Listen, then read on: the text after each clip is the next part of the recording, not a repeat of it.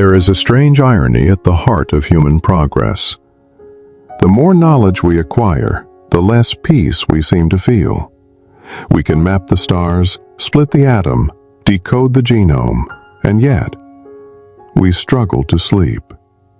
We know more about the mechanics of happiness than any generation before us, but somehow, we've forgotten how to be happy. In the glow of our screens, we have access to every answer, every voice, every philosophy. But the quiet within us, that remains untouched, unlearned, unexplored. Knowledge was meant to set us free. Free from ignorance, from fear, from the chaos of not knowing. But what if, somewhere along the way, we began to worship the knowing itself, and not the being it was meant to serve? We chase information the way ancient travelers chased light. Yet with each discovery, our minds grow louder, our hearts more restless. We collect truths like trophies, but wisdom, the kind that brings peace, rarely visits those who cannot sit in silence. So, perhaps the question is not how much we know, but why we seek to know. Not how far our intellect can go, but where it is meant to lead us. And in that stillness between thoughts, a question whispers, what is the ultimate purpose of knowledge, if not to help us find happiness and peace? Walk through any modern city and you'll feel it. The hum of information, the invisible current of knowing. Screens flicker in windows, conversations spill through earbuds, and the air itself seems alive with answers. We live in a world where ignorance is unforgivable and curiosity is infinite. Every question has a tutorial. Every mystery has a documentary. Every doubt has a comment section waiting to explain it. We can learn anything, instantly. And yet, we are lonelier than ever. Knowledge has never been more abundant or more hollow. We've built a civilization on understanding how things work, but not why we live. We know how to cure disease, but not how to cure despair. We know how to build rockets to Mars, but not how to make peace in our own homes. We've turned information into an idol and forgotten that the temple of wisdom is the human heart. The paradox is painful and beautiful at once. The more we expand our intellect, the more we seem to contract our soul. We can explain the chemical composition of love, but we can't sustain it. We can measure joy with brain scans, but we can't feel it for long. We've decoded the mind, but neglected the mystery of being alive. Somewhere along the way, knowing replaced feeling.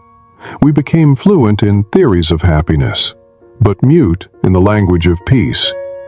We speak in data, but silence frightens us. We analyze beauty instead of letting it break us open.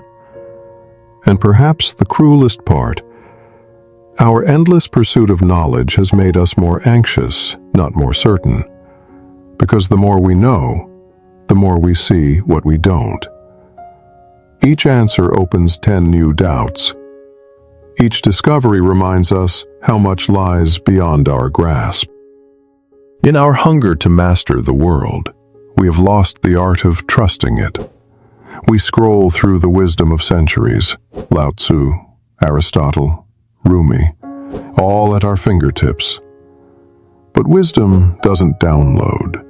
It dissolves slowly into the soul, through lived silence, through the ache of not knowing. And this the modern mind cannot bear. We want peace, but we demand it quickly.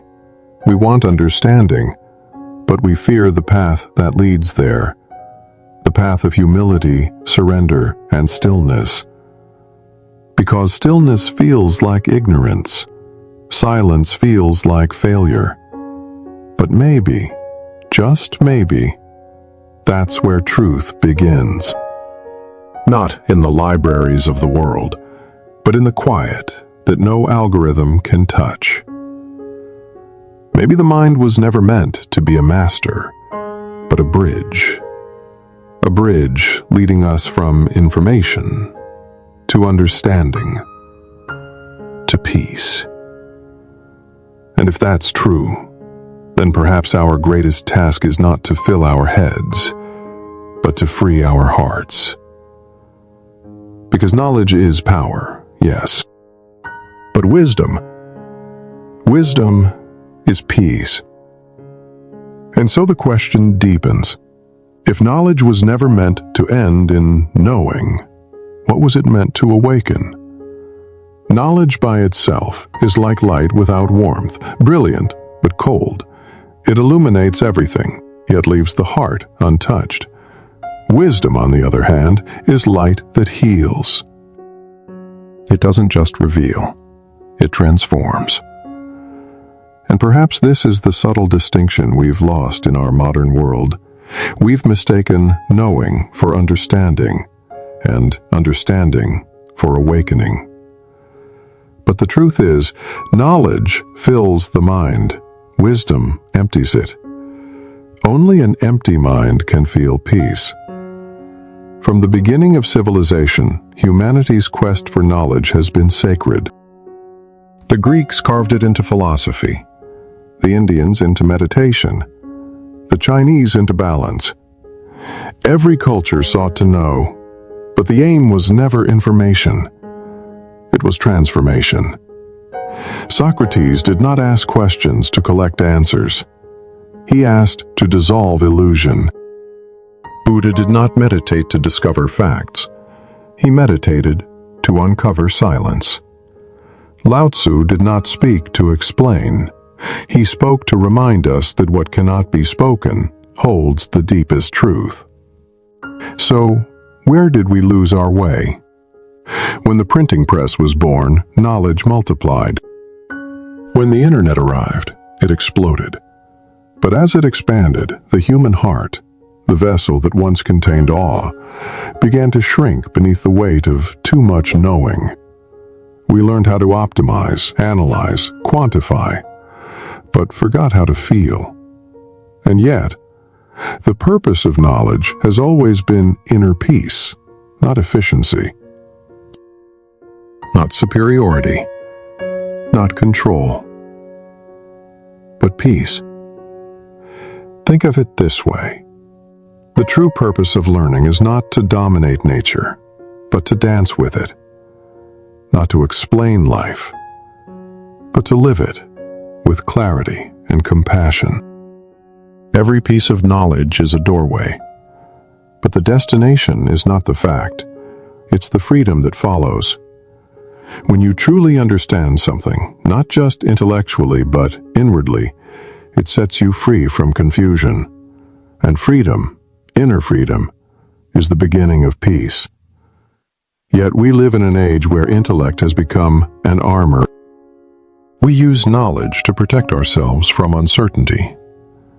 We argue, debate, and prove, all to avoid the simple vulnerability of not knowing. But what if peace begins the moment we stop defending our knowledge and start dissolving into wonder again? The wisest among us are rarely the loudest. They speak less because they see more. Their knowledge has ripened into humility, that gentle awareness that everything we know is just a shadow of what is. True knowledge humbles you. It softens you. It doesn't make you superior. It makes you silent. Because to truly know life is to realize that you are not separate from it. You are the observer and the observed, the student and the lesson, the question and the answer. When this realization dawns, knowledge ceases to be a possession. It becomes a presence. You no longer have knowledge. You are knowledge, living, breathing, unfolding in harmony with existence. And in that realization, peace emerges. Not the peace of ignorance, but the peace of intimacy, with truth, with life, with yourself. Knowledge without peace is noise. Peace without knowledge is emptiness. But when the two merge, when knowledge matures into wisdom, something extraordinary happens. Understanding becomes love. Because love is not the opposite of knowledge, it is the fulfillment of it. All true knowing leads to compassion. When you see reality clearly, without judgment or bias, you cannot help but love it. Every enlightened being, from the sages of India to the philosophers of Greece, arrived at the same conclusion, that the final fruit of knowledge is not mastery, it is mercy. Not intellect, but intimacy with existence. The Buddha said, "Peace comes from within. Do not seek it without." That was not a rejection of knowledge, but a redirection of it.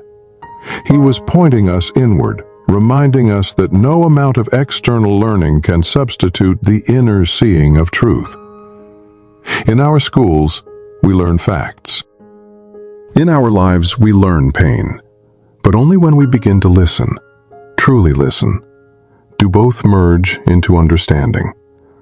Pain teaches us empathy. Failure teaches us humility. Loss teaches us presence. And in that moment of learning, we discover a knowledge that no textbook can contain.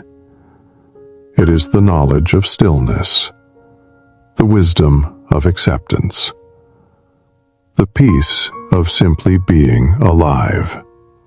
So maybe the real purpose of knowledge was never about knowing more, but about knowing differently. Not through data, but through awareness. Not through words, but through silence.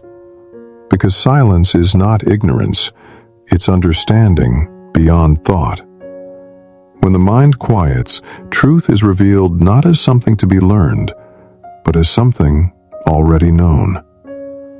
And perhaps that is why the happiest people are not the smartest, but the most awake. They no longer chase meaning. They live it. They no longer study love. They embody it. They no longer seek peace. They radiate it. All their knowledge has become one quiet truth. To know life is to love it. To love life is to be at peace. And so the circle completes itself. Knowledge leading to wisdom, wisdom leading to peace, and peace revealing the deepest knowledge of all, that everything you sought to understand was already within you, waiting to be remembered. In the end, maybe knowledge is not the destination, but the bridge, a luminous bridge leading us home to ourselves. And as the bridge fades into silence, one question remains. What if peace was never the result of learning, but the origin of all true knowing? There once was a scholar who spent his entire life searching for truth. He had studied under masters, devoured books, crossed deserts, and scaled mountains in pursuit of wisdom. By the time his hair turned silver, his name was known across the land. The man who knows everything. Yet, in the quiet hours of the night, he could not sleep. His mind buzzed with thoughts, theories, and memories, a symphony of brilliance that refused to rest. And deep down, though he would never admit it, the scholar was tired. One evening, as the sun bled into the horizon, he heard a rumor of a sage who lived beyond the last village in a forest untouched by time. The sage, they said, possessed no books, no scrolls, no disciples. Yet those who met him left forever changed. Driven by curiosity, the scholar set out. Days passed. Roads turned to dirt. Dirt turned to dust. And at last he arrived. A clearing surrounded by stillness so complete it felt alive. There, under a vast tree, sat an old man, eyes closed, breathing slow.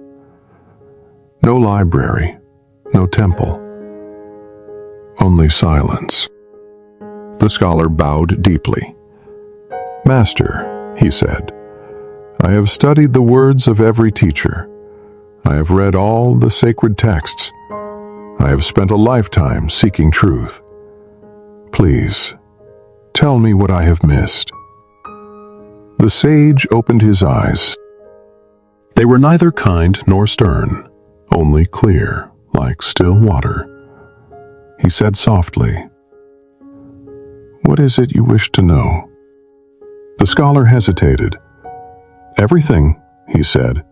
"I want to understand life itself." The sage smiled. "Then put down your bag." The scholar looked confused. "My bag?" "Yes," said the sage, "the one you carry, full of books, notes, thoughts. It is heavy." The scholar reluctantly set his bag on the ground, and for the first time in years, his back straightened, his breath deepened. The sage gestured toward a stream nearby. "Go, wash your hands." The scholar obeyed. The water was cold and clear. As it ran over his skin, he felt something unfamiliar, a kind of stillness that asked for nothing. When he returned, the sage said, "Now, sit." They sat together in silence. Minutes passed, then hours. The scholar grew restless. His mind demanded lessons, definitions, revelations. But the sage said nothing. Finally, in frustration, the scholar spoke. "I came here for knowledge, not silence." The sage opened his eyes again. "And yet silence," he said, "is the first language of truth." The scholar frowned. "I don't understand." "Exactly," said the sage. "Now you are ready." He leaned forward and whispered, "Knowledge is a tool. Wisdom is its silence. When you stop grasping for truth, truth finds you." The scholar's eyes widened. For a moment he wanted to argue, to defend his decades of study. But something in him broke open. He looked around. The forest shimmered in the fading light. Every leaf glowed with life. Every sound, the wind, the stream, the quiet heartbeat of the earth, felt like part of one infinite sentence. He had spent a lifetime collecting words, but this was understanding without language. It was not something to be learned. It was something to become.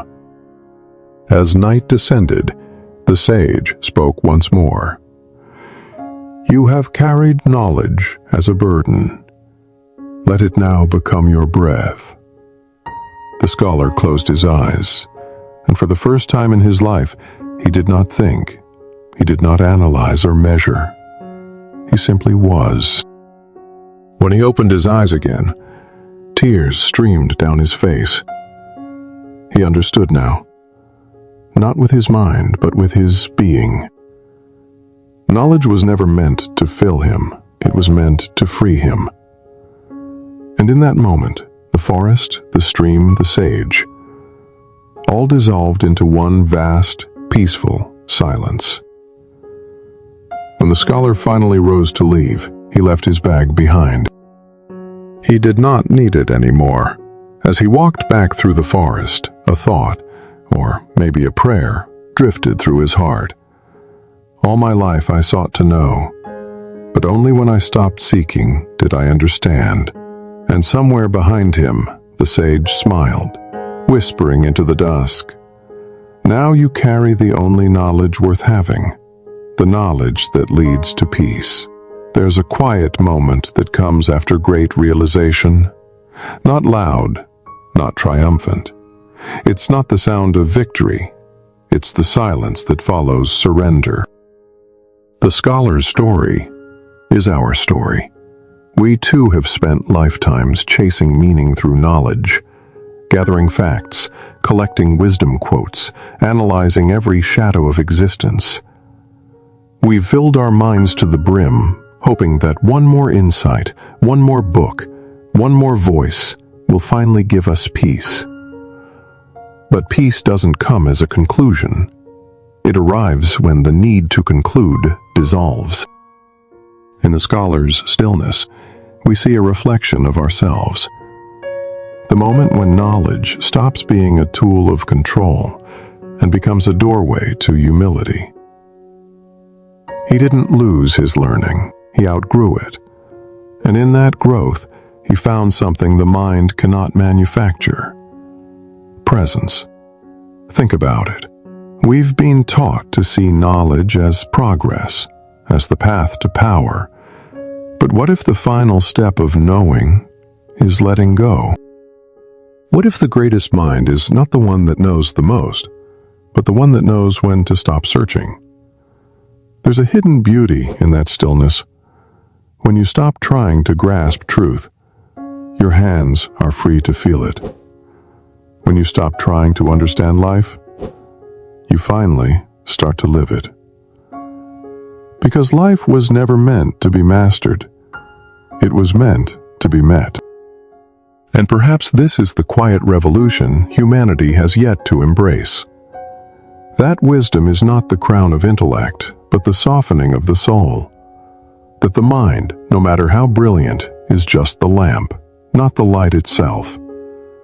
You see, the scholar didn't become ignorant when he put down his bag. He became whole. His books were no longer heavy with the burden of questions.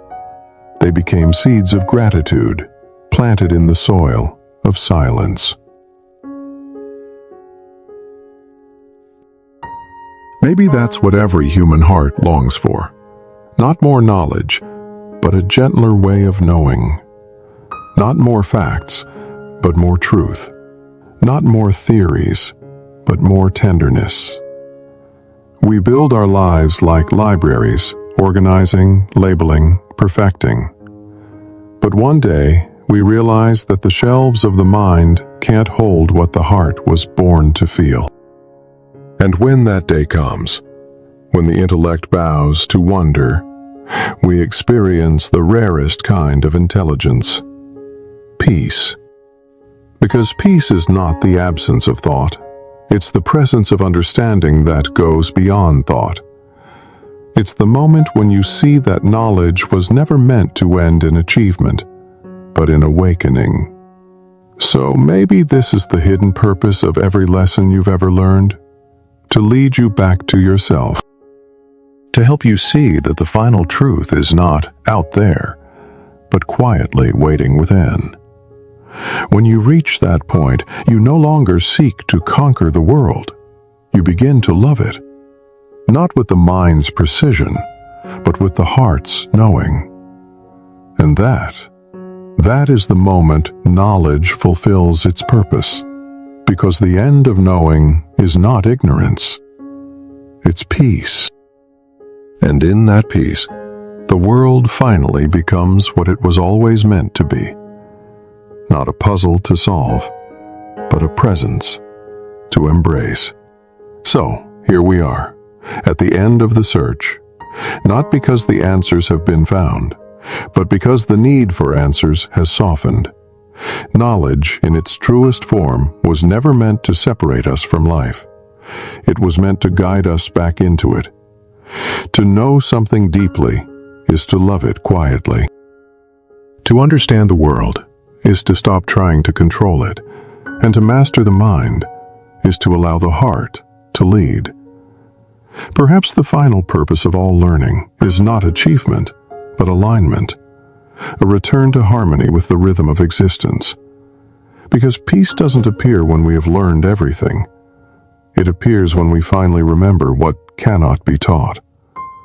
So tonight, or whenever you find yourself scrolling, reading, thinking, reaching, pause. Let the world fall silent for a moment. Listen. not to the noise of thought, but to the quiet awareness beneath it. That silence is not empty. It's full of life, full of knowing that needs no words.